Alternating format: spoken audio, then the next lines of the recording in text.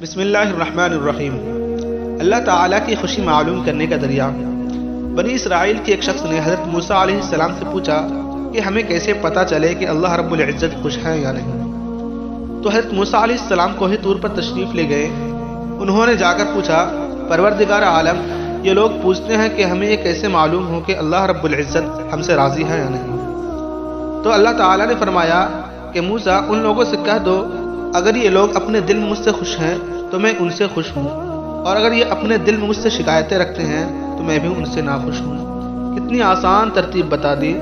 اب ہم اپنے دل میں دیکھیں کہ اگر دل سے راضی ہوں تو یہ سمجھ لیں کہ اللہ تعالیٰ ہم سے راضی ہیں، اور اگر دل میں شکوے ہیں، فلاں بچہ چھوٹی عمر میں مر گیا، کاروباری کا حالت خراب ہے کہ جدھر ہاتھ ڈالتا ہوں سونا مٹی ہو جاتا ہے، اگر اس قسم کے شکوے اور شکایتیں ہوں تو پھر سمجھ لے کہ ادھر سے بھی باز پرس ہوگی کہ بتلا تو نے بھی نعمتوں کا حق ادا کیا تھا کہ نہیں۔